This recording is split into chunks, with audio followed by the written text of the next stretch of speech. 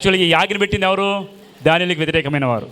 దానియేలుకి రాజావనో మంచి ఫేవర్ ఉన్నవాడు కాబట్టి ఇప్పుడు ఈ దానియేలు ప్రార్థన చేశాడు, దొరికిపోయాడు కాబట్టి ఇతను అగ్నిగుండంలో పడేసే పరిస్థితి వచ్చింది కాబట్టి ఎలాగైనా కాపాడాలని నిర్ణయించుకున్నాడు. మంచి రాజు.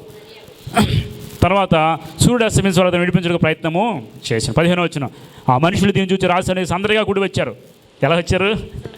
సందడి అంటే దొరికాడురా బాబు దొంగ.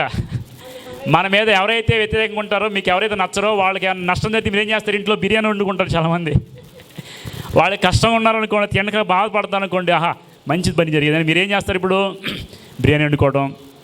సందడికి వచ్చారంట రాజు దగ్గరికి. 15 చూడండి. ఆ మనుషులు దీన్ని చూసి రాజు సన్నిధికి సందడిగా కూడి వచ్చి, రాజు స్థిరపరిచిన ఏ శాసనమే కానీ తీర్మనే కానీ ఎవడను రద్దుపరచగలడు, ఇది మాదిలుగు పాశకుల విధి అని తమకు తెలిసి. అంటే ఇప్పుడు రాజు ఆజ్ఞ వాళ్ళకి చెబుతున్నారు, ఇదిగో నువ్వు మాట తప్పావంటే నువ్వు మామూలుడు కాదు, నిన్ను మించిన వాళ్ళు లేడని చెప్పేసి నీ మాట శాసనం అని చెప్పేసి ఆయనకి బాగా చెప్పి, తర్వాత 16 అంతటా రాజు ఆజ్ఞగా బంట్రోతులు దానిలో పుట్టుకుని పోయి సింహాల గుహలో ఏం చేశారు? బంట్రోతులు అంటే ఎవరు? రాజు దగ్గర ఉండేటువంటి సైనికులు కొంతమంది ఉంటారు కదా, వాళ్ళు ఆ బంట్రోతులను తీసుకొచ్చి రాజు ఆజ్ఞ ప్రకారము దానిని పట్టుకెళ్ళి సింహాల గుహలో పడద్రోయగా పడద్రోశారంట. అప్పుడు రాజు అన్న, నీ అనుదినము తప్పక సేవించిన నీ దేవుడే నేను రక్షించిన దానియేలుతో. చూడండి, రాజు వ్యాఖ్యలు పడి దానియేలు లాగానే కాపాడాలనుకొని ఉదయం నుండి సాయంత్రం దాకా ప్రయత్నం చేశారంట. కానీ అవకాశము, ఎందుకంటే వీళ్ళందరూ సందడికి వచ్చి నువ్వు మాత్రం మాట తప్పొద్దు అని చెప్పేసి ఆయనకి గుచ్చి ఆయన ఎలాగైనా రాజు చేతనే అగ్నిగుండంలో పడేసిన తర్వాత రాజు అంటాడు అక్కడ దానియేలుతో, ఇదిగో దానియేలు అనుదినము, ఆ మాట చెప్పండి అమ్మ, అందరు చెప్పండి ఒకసారి, అనుదినము తప్పక సేవించుచున్నా నీ దేవుడే నిన్ను రక్షించును. ఈ మాట ఎవరు చెప్పారు? ఒక అన్యుడైన రాజు దర్యావేష్. ఈరోజు మీరు దేవుని సేవిస్తున్నా ఆరాధిస్తున్నా కదా, మీకు కష్టం వచ్చినప్పుడు నీ దేవుడిని రక్షిస్తాడు తప్పక అనుకుంటారా మీరు? మనకి మాత్రం రాదన్నమాట. ఎవరికి వస్తుంది? అనిలకు వస్తుంది. అందుకే అనిలు దేవుని నమ్ముకుంటే గట్టిగా నిలబడతారు. చాలామంది క్రైస్తవులు అనుకున్న వాళ్ళు నిలబడటం కష్టం, ఎందుకంటే వాళ్ళకి అన్ని తెలుసు కానీ నిలబడలేరు. కాబట్టి అనుదినము తప్పక సేవించునని దేవుడి నిన్ను రక్షించునని ఎవరు చెప్పారు? దర్యావేషు. వెంటనే చూడండి 17 వచనం, వారు ఒక రాయి తీసుకుని వచ్చి ఆ గుహ ద్వారం వేసి మూసివేశారు. ఏం చేశారు? గుహకి రాయి వేసి మూసారు. మరి దానియేలు రాజు యొక్క తీర్మానము మారునేమో అని రాజు ముద్రను, అతని అధికారుల ముద్రను వేసి దాన్ని, ఎవరు వీళ్ళు అధికారులు ఏం చేశారు? పడేశారు తీసుకెళ్ళి అందులో. కానీ వాళ్ళకి ఇంత తృప్తి లేదు, ఎందుకంటే రాజు దానియేలుకి ఫేవర్గా ఉన్నాడు. ఆయన బుద్ధి మార్చుకొని వచ్చి ఒకవేళ ఆ దానియేలు తప్పిస్తారే అనుకుని తెచ్చి ఏం చేశారు? అక్కడ రాయి మీద ముద్రేశారంటే ఇంకా బయటికి రాకుండా ముద్రేశారు. తర్వాత చూద్దాం. అంత రాజు 18 వచ్చిన తన నగరకు వెళ్ళి ఆ రాత్రి అంతా ఉపవాసముని నాట్య వాయిద్యములను ఒక విశ్వాసి కోసం ఒక అన్యుడైన రాజు ఉపవాసం ఉన్నాడు. ఎందుకని చెప్పండి? దానియేలు భక్తిపరుడు, దానియేలు పవిత్రుడు, దానియేలు దేవుని ఎరిగినవాడు కాబట్టి అతనిని బట్టి, అతని సాక్ష్యాన్ని బట్టి ఒక అన్యుడైన వాడు ఇతని కోసం ఉపవాసం ఉన్నాడు. ఈరోజు మీరు ఉపవాసం ఉంటున్నారా? అన్ని తెలిసి మనమే ఉపవాసం ఉన్నాం, కానీ అన్యుడైన రాజు మాత్రం దానియేలు నిమిత్తం రాత్రి డ్యాన్సులు లేవు, మద్యం లేదు, చక్కగా తినటం లేదు, పడుకోలేదు. రాత్రి అంతా ఏం చేశాడు ఆయన? ఉపవాసము. నిద్ర పట్టలేదంట ఆయనకి. 19 వచ్చిన అతనికి నిద్ర పట్టకపోయాను. తెల్లవారుజామున రాజు వేగమే లేచి సింహాల గుహ దగ్గరకు త్వరపడి పోయి రాత్రి అంతా నిద్ర పట్టలే పాపం. అతని కోసం అతను కూడా ప్రార్థన చేశాడు. ఉదయకాలం అవగానే ఎక్కడికి వెళ్ళిపోయాడంట? వేగమే లేచి సింహాల గుహ దగ్గరకు త్వరపడిపోయాను. అంతడు గుహ దగ్గరకు రాగానే దుఃఖ స్వరంతో అనుకుంటాడు చాలామంది, యాక్చువల్గా సింహాల గుహలో పడినవాడు అప్పుడే చచ్చిపోయాడు. కానీ ఈ దుఃఖ స్వరంతో ఒకడు ఉన్నాడో లేదో డౌట్తో ఏమంటాడు ఆయన? దానియేలును పిలిచి, చూడండి, దానియేలు పిలిచి, జీవము గల దేవుని సేవకుడైన దానియేలు. మన దేవుడు ఎవరంట? జీవం గల దేవుడు అని చెప్పేసి అతనికి కూడా తెలుసు. జీవము గల దేవుని సేవకుడైన దానియేలు, నీవు నిత్యము సేవించుని దేవుడిని రక్షింపగలిగిన అని అతనిని. నేను ఒక ప్రశ్న అడుగుతాను, చెప్పండి. మీరు అందరూ ప్రార్థన చేస్తారు కదా, ఎన్ని సంవత్సరం ప్రార్థన చేస్తున్నారు? పుట్టి దగ్గర నుండి ప్రార్థన చాలామంది, కొంత మధ్యలో వచ్చారు. మీరు అనుదినం తప్పక సేవించే దేవుడు మేము రక్షిస్తాడా లేదా? మీరు చెప్పండి. నిజమేనా? డౌట్ మనకి. నీ దేవుడు తప్పక నేను రక్షిస్తాడు. ఆయన మొర్ర పెట్టే వారికి ఆయన సమాధానం ఖచ్చితంగా. ఒకవేళ రాలేదంటే సరి చేసుకుని ప్రార్థన చేయండి. ఖచ్చితంగా దేవుడు ఆపదలో ఉన్న వారికి ఖచ్చితంగా దేవుడు దిగి వస్తాడు. దిగి వచ్చాడు. అక్కడ దిగి వచ్చి ఆయన ఏం చేశాడు? ఒక మాట అన్నాడు, అనుదినం తప్పక నేను రక్షింపగలిగినా అని అతనిని అడిగాను. అందుకు 21 వచ్చిన అటువైపు నుండి సమాధానం వస్తుందా అసలు యాక్చువల్గా? రిప్లై వస్తుందా? కానీ అందుకు దానియేలు రాజు చిరకాలము జీవించను గాక, ఈ ఒక్క మాట చాలు దేవుడు సజీవుడు గొప్పవాడని చెప్పడానికి. అటువైపు ఒక రాత్రి, నాకు తెలిసి రాత్రి అంతా సింహాల బోన్లో ఉన్నటువంటి దానియేలు ఒక స్వరంతో మాట్లాడే అవకాశం ఉంటుందా? చెప్పండి, ఉంటుందా? కానీ రాజు చిరకాలము జీవించునుగాక, నేను నా దేవుని దృష్టికి నిర్దోషిగా. ఎలా కనపడ్డాడు? దోషి కనపడి నిర్దోషి కనపడ్డాడు. చాలామంది దోషం చేస్తూ ప్రార్థన చేస్తే దేవుడు సమాధానం ఇవ్వలేదు, బాధపడతారు. మీరు దోషము చేశారు కాబట్టి మీకు దేవుడు సమాధానం ఇవ్వలేదు. దేవుడు పాపులు మనం ఆలకించడు. నేను చెప్పండి, దేవుడు ఎవరు మనం ఆలకిస్తాడు? వినండి ఒకసారి, దేవుడు ఎవరు మనం ఆలకిస్తాడు? నీతిమంతులు మనవా, పాపులు మనవా? చెప్పండి. నేను ఒకటి చెప్తానండి, నీకు నాకు పడదు, నేను పడిపోయాను, నీకు నాకు పడి, నేను పడిపోగానే ఎవరు వస్తారు ఫస్ట్? నేనంటే ఇష్టమైన వాళ్ళు వస్తారు. నువ్వు రాలేదు ఎందుకని? నచ్చలేదుగా అంటే నీకు తెలీదా? నేను పడిపోయిన తెలుసు కానీ సమాధానం ఇవ్వవు. అట్లాగే మనం చేసే ప్రతి ప్రార్థన దేవునికి తెలుసు కానీ సమాధానం మాత్రము రాదు. దేవుడు మంచిగా ఉండేవాళ్ళ ప్రార్థన అలాగేసరికి, అలాగని పాపుల ప్రార్థన వింటాడా? వినడా? ఎప్పుడు వింటాడు? పాపి ఎప్పుడైతే పశ్చాత్తాపడి ప్రభువా నేను పాపి నన్ను క్షమించి ప్రభు ప్రార్థన చేసి అప్పుడు పాపులు మనం ఆలకిస్తాడు. ప్రతి మనిషికి దేవుడు అందరికీ అన్నేస్తాడు. ఇప్పుడు వర్షం కురుస్తుంది, ఒక పాపి మీద వెళ్దామంటే వాడి మీద పడితే లేదా? ఒక మంచివాడు వాడి మీద పడితే లేదా?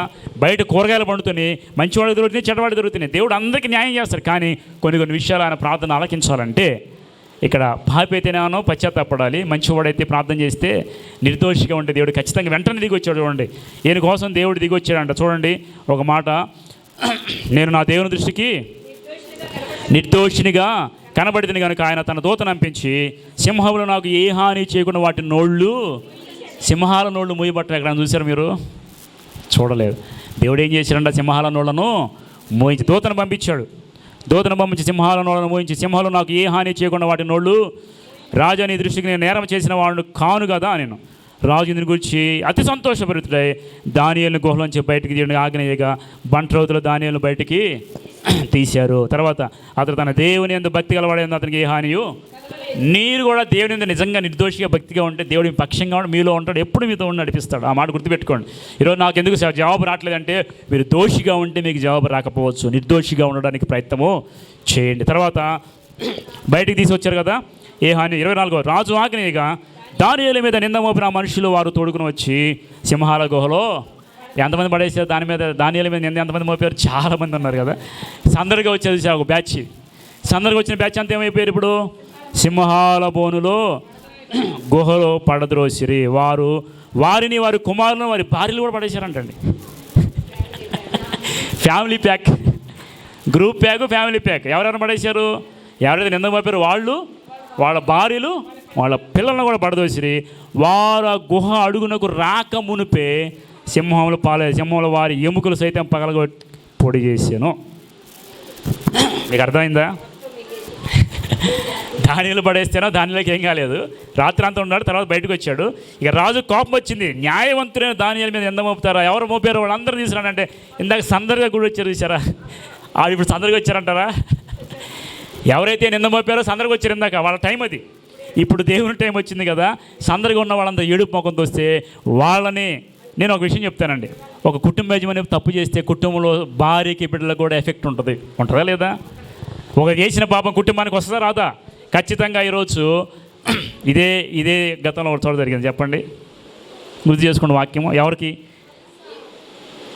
అది కాదు, బైబిల్లో ఒక ఆయన నీతిమంతుడిని శిక్షిద్దాం అనుకుంటే ఎవరైతే ప్లాన్ చేశారో వారి భార్యలో పిల్లలు కూడా ఉరివేయబడ్డారు. మొర్దెకాయ విషయంలో హామాను మొర్దెకాయని చంపుతావు ఇంటికి వెళ్ళి అడిగితే భార్య అంటది, నీకు ఎదురొచ్చేది ఎవడు, నువ్వు వెళ్ళి వెంటనే ఉరికాయ కట్టేసి అని చెప్పి సలహా ఇచ్చింది. ఒక బ్యాడ్ సలహా ఇచ్చింది భార్య. సలహా ఇచ్చినందుకు, దేవుని బిడ్డకి వ్యతిరేకంగా సలహా ఇచ్చినందుకు హామాను అతని భార్య ఆయన పిల్లలేం పాపం చేశారు బాబు, వాళ్ళందరూ తీసుకెళ్ళి ఎక్కడైతే ఊరికోయి కొట్టాడో ఆ ఊరికోయికి అతను అందరిని కూడా ఊరివేసాడు. గుర్తుపెట్టుకోండి, ఎవరైతే మీ ఇంటికి వచ్చి ఇంట్లో స్త్రీలు గుర్తుపెట్టుకోండి, పురుషులు వచ్చి దేవునికి వ్యతిరేకంగా దేవునికి ఆయన చేద్దాం అనుకున్నారు అనుకోండి, ఆ దేవుని బిడ్డలకి ఏదన్నా వచ్చినప్పుడు వ్యతిరేకంగా ఉన్నప్పుడు మీరు ఏం చేయాలి? దేవుని బిడ్డల పట్ల అలా ఉండొద్దు, జాగ్రత్తగా ఉండని మీరు ఎప్పుడైతే చెప్తారో మీరు రక్షించబడతారు. లేదు వాడు నీకు ఎదురు తిరగటం, నువ్వేంటి, నీ స్థితి ఏంటి, నీకు ఎదురు తిరగటం, వాడు ఏదేం చేసి అన్నారనుకోండి, నీకు నీ పిల్లలకు కూడా దేవునికి దేవుని సేవకులకు వ్యతిరేకంగా ఏది చేసినా అది తప్పక మనము అనుభవించాల్సిందే. ఎవరు? నీతిమంతులైనటువంటి వారు. అవునా కదా? యేసుక్రీస్తును సిలువేయడానికి పిలాతు దగ్గర పంపిస్తే పిలాతు, అమ్మ నేను ఏం చేయాలి, నాకు అర్థం కాదు, భార్య ఉంది, నీ అధికారం ఉందిగా చేసి అందా. అతను నీతిమంతుడు, అతను జోలికి పోవద్దు అంటే వారి మీదకి మాత్రం శిక్ష రాలేదు. తెలుసా మీకు? ఆ పాపం మా మీద మా పిల్లల మీద ఉండుగాక అని చెప్పేసి ఇజ్రాయెల్ అందరూ అనుకుంటే వారి మీద శిక్ష వచ్చింది. వారందరూ చెదిరిపోయారు దేశాలంతా. కానీ పిలాతు కుటుంబానికి ఏ శిక్ష రాలే. కానీ పిలాతు అధికారంతోనే జరిగింది. కానీ శిక్ష వచ్చిందా? ఎందుకని? ఆ భార్య హెచ్చరించింది. ఇక్కడ కూడా చూడండి, వాళ్ళు ఏదో దానిల మీద నింద మోపితే భార్యలు కూడా సపోర్ట్ చేశారో ఏం చేస్తే తెలియదు. కానీ భార్యలు పిల్లల్ని తీసుకొచ్చి సింహాల భూమిలో పడేస్తే వాళ్ళు పైనుండి కిందకు వచ్చే లోపేసి ఏమో ఎగిరి తినేసింది. ఒక్కొక్కడు ఎముకలు కూడా పొడి పొడి చేసిండు. కింద పడాలంటే ఒక్కడు కూడా. మరి ఎన్ని సింహాలు ఉన్నాయో తెలియదు, ఎంతమంది పడ్డారో తెలియదు. కింద పడకుండా సింహాలు వచ్చినట్టు ఎన్ని సింహాలు ఉన్నాయి గుర్తుపెట్టుకోండి మీరు. 1, 2 అయితే 100 మంది పడ్డారు అనుకో, ఇద్దరిని పట్టుకుంటుంది, అందరం పట్టుకుంటుందా? కానీ ఎన్ని సింహాలు ఉన్నాయో తెలియదు, ఎంతమంది పడ్డారో తెలియదు. కానీ కిందకి రాకముందే ఎక్కిరి పడుకొని వాళ్ళని తినేసి ఎముకలు పొడి చేసి వదిలేసినాయి అంట. ఎవరిని ఇందాక షడ్రక్ మేషక్ అబేద్నెగోలు ఎవరైతే తోసేసారో వాళ్ళు కలిపోయారు. వీళ్ళ మీద ఎవరైతే నింద వేసారో వాళ్ళందరూ కూడా ఆ సింహాల బోన్లో. నేను ఒక విషయం చెప్పాను, నీకు విరోధంగా రూపించిన ఏ ఆయుధము కూడా వర్ధిల్లదు. నీకు విరోధంగా రూపించబడిన నమ్మితే ప్రార్థన చేయండి, అలా ఖచ్చితంగా దేవుడిని పక్షంగా అలాగే న్యాయము తీరుస్తాడు. కాబట్టి మీరు విశ్వాసులు అయితే, ప్రార్థన చేసేవాళ్ళు అయితే, దేవుని ఎదుట దోషులుగా లేకుండా నిర్దోషులుగా ఉంటే మీకు తెలియకుండా మీ వెనక ఎంత కుట్ర జరిగినా ఆ కుట్రలు ఏది కూడా దేవుడు సక్సెస్ అవ్వనివ్వడు. ఎందుకంటే మనకి అనేక మంది శత్రువులు ఉండవచ్చు మనకు తెలియకుండా. నేను చోట ప్రార్థన చేయడానికి వెళ్ళా, అన్న నాకు చేతపడి చేశారు, అన్న ప్రార్థన చేస్తావమ్మ నువ్వు, అన్న చేస్తాను, నా బలం సరిపోలేదు. నేను చెప్తానండి, నీకు వ్యతిరేకంగా ఎవరైనా ఏదైనా చేస్తే నీ మీదకి రాకుండాలంటే ప్రతిరోజు నువ్వు 3 సార్లు దానిలో ఏం చేశాడు? ప్రార్థన చేశాడు. ముమ్మారు మోకాళ్ళుండి ప్రార్థన చేశాడు. ఇలాంటి భక్తి కనుక నీకుంటే అగ్నిగుండం ఏంటి, మరణశిక్ష ఏంటి, ఏదైనా నువ్వు తప్పించుకోండి. నేను ఒకటి చెప్తున్నా, మీరు ఏ పని అయినా చేయండి, ఏ జాబ్ ఎక్కడైనా చదువుకోండి, నాకు టైం లేదండి అనుకోకండి. ముమ్మారు ప్రార్థన చేశాడు. ఎవరైనా దానియేలు ఎవరు? అధిపతుల్లో ముఖ్యుడు, ఒక ప్రధానమంత్రి అనుకుందాం. ప్రధానమంత్రి టైం ఉంటుందా? కానీ 3 సార్లు ప్రార్థన చేశాడు. దావీదు రాజు ఆయన ఎన్నిసార్లు ప్రార్థన చేశాడు? 7 మార్లు ప్రతిరోజు. నాకు తెలిసి దానియేలు కూడా దావీదు కూడా వచ్చిన వాళ్ళందరికీ న్యాయం చేసి మళ్ళీ ఇప్పుడే వస్తాను నాడు కూర్చోబెట్టి ఆ టైంకి వెళ్ళి ప్రార్థన చేసి మళ్ళీ వచ్చి మళ్ళీ కూర్చునేవాడు. ఇప్పుడు అందరూ వచ్చారు ఎందుకులే అని అనుకున్నాడా? కాంప్రమైజ్ అయ్యాడా?